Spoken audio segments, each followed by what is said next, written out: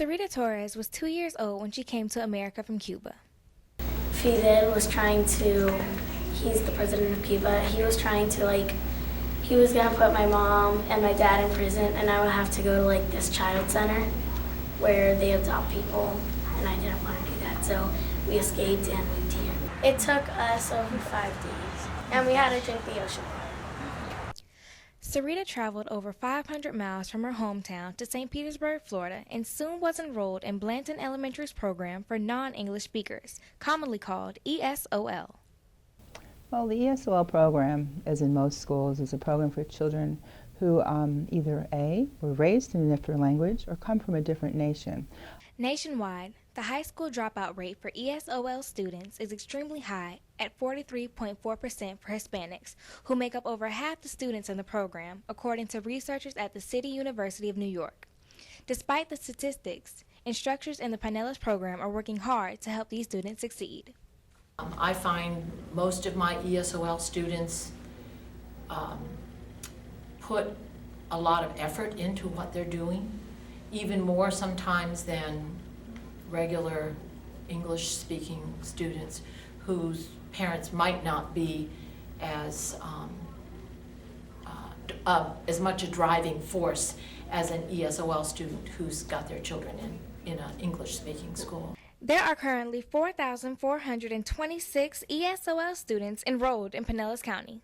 As ESOL is increasing, especially in St. Petersburg, as children of other nations are moving in, really high-level numbers, every school now is required to have some type of ESOL instruction. I find that after 2 years, these children are soaring and making tremendous learning gains. Once I had a little girl several years back who came in speaking no English, and she was such a trooper, though. She really just gave it her all every day, and tried to keep up with us as best she could.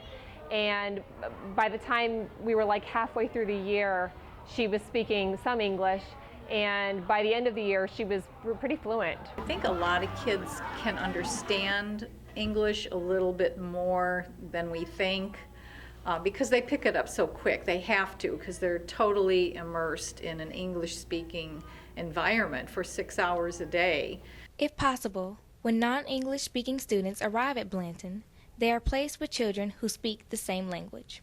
A girl came up to me and she said, "¿Tú hablas español? Do you speak Spanish?" And I said yes, and I got along more with her than anybody else because I didn't know any English at that time, so she taught me little by little. If the student had to say something to her, I would say what they had to say to her in Spanish so she can understand it. And then she would say something to me back in Spanish, and I had to translate it to English back to the other kid. I was trying to say it in English at the same time I was trying to say it in Spanish, so she kind of learned what English was, and she wasn't getting it.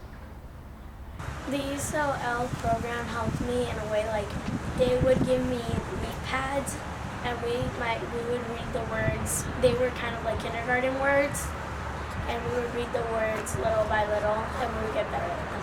Our school is extremely multicultural. You won't see this in a lot of schools. I mean, to me, we have such a diverse group here across the board with all, students from all over the world and students from all walks of life, and others who, are labeled as ESOL but really are very fluent in English and don't require too many different strategies than what we do anyway. Turner has seen a lot of success from previous ESOL students from Blanton. I also have one young lady from, I'm so excited about, from India who came to me when she was a little girl. So many stories. And she visited last year. And I said, "Well, what are you doing?" She says, "Oh, I'm going to college." I said, "Well, what are you studying?" She says, "I'm going to be a biophysicist." And I said, "You go, all right." Our goal is to make them feel accepted, comfortable, and welcome. I don't think that teachers realize, and people that work in schools, that one day could be the best time in a child's life. We're powerful people. We don't know it, The success rate in Pinellas County is higher than the national rate. This success is enabling students to achieve their dreams.